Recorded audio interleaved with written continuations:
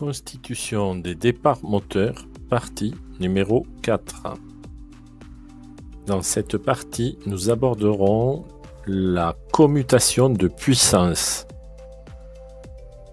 L'élément phare dans la commutation de puissance est le contacteur. Son but est d'établir et d'interrompre l'alimentation des circuits des moteurs. Les contacteurs de puissance sont constitués de deux parties distinctes et importantes. D'un côté, nous avons la partie de commande constituée de la bobine. De l'autre partie, nous avons les pôles de puissance des contacteurs.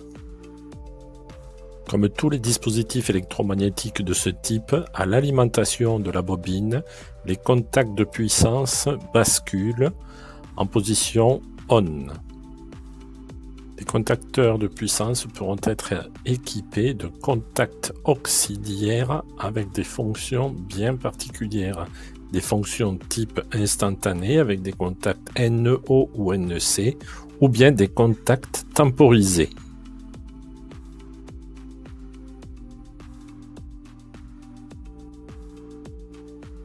Dans la fonction commutation de puissance, on retrouvera également les contacteurs inverseurs. Ceux-ci nous permettront de piloter un moteur dans les deux sens de rotation. Un contacteur inverseur est constitué de deux contacteurs juxtaposés intégrant un verrouillage mécanique.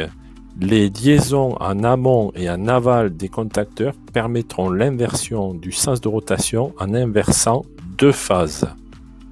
Le principe de rotation des moteurs asynchrones est le suivant. Si nous amenons la phase 1 sur la borne U du moteur, la phase 2 sur la borne V du moteur, la phase 3 sur la borne W du moteur, le moteur tournera dans le sens horaire vu bout de l'arbre. Pour inverser le sens de rotation, on inversera la phase 1 et la phase 3.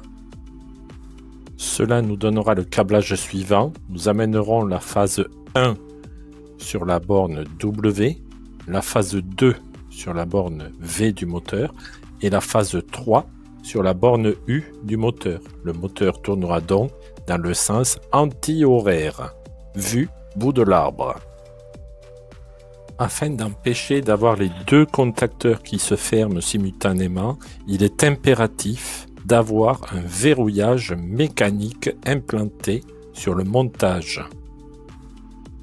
Voilà par exemple la partie de puissance d'un palan de levage. On a la phase 1 représentée en marron, la phase 2 représentée en noir et la phase 3 représentée en gris. Deuxième élément important dans le montage inversion du sens de rotation de la machine asynchrone, on devra automatiquement implanter un verrouillage électrique. Le but de ce verrouillage électrique est d'empêcher les deux bobines des contacteurs d'être alimentées simultanément. Le principe de ce verrouillage électrique est le suivant. Si nous alimentons la bobine de KME1, son contact associé NC, qui est en série avec la bobine de KME2, s'ouvrira, empêchant l'alimentation de cette bobine. Il en sera de même pour la bobine KM2. Si nous alimentons KM2, son contact associé, le contact NC de KM2, s'ouvrira. Celui-ci empêchera l'alimentation de la bobine KM1. N'oubliez pas, un montage inversion du sens de rotation d'un moteur asynchrone intégrera automatiquement un verrouillage mécanique ainsi qu'un verrouillage électrique.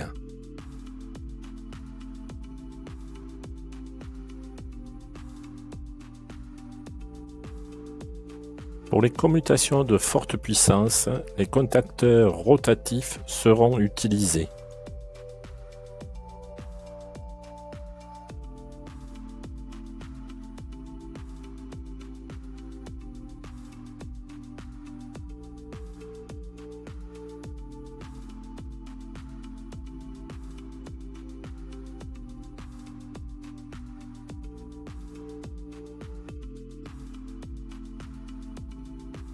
Lorsque les contacteurs seront positionnés dans des armoires de puissance intégrant des parties de commande sensibles, telles que des automates programmables ou autres équipements électroniques, les bobines des contacteurs devront être équipées de modules d'antiparasitage.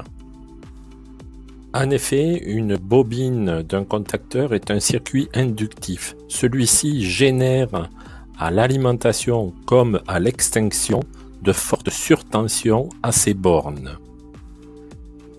Ces surtensions à haute fréquence vont perturber les circuits électroniques se situant proches des bobines des contacteurs. Il sera donc nécessaire de positionner ces modules d'antiparasitage.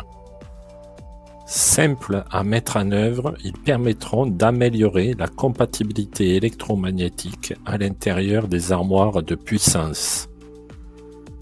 Un point pratique afin de tester une bobine d'un contacteur. La première règle à observer est la suivante. Une bobine doit toujours être déconnectée afin de pouvoir la tester.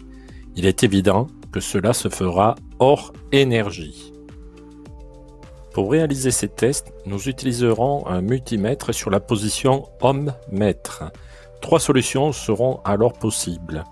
Si nous obtenons quelques ohms, la bobine sera bonne. Si le multimètre affiche OL, la bobine sera coupée. Si l'ohmmètre affiche 0 ohm, la bobine est en court-circuit. Elle est également HS. Nous avons ici 3 exemples de mesures. Premier exemple, une mesure avec un affichage OL, Over Limit. La bobine est HS. Deuxième exemple, 27 ohms. La bobine est correcte. Troisième exemple, la bobine de ce contacteur a une résistance de 2 ohms. La résistance est également correcte.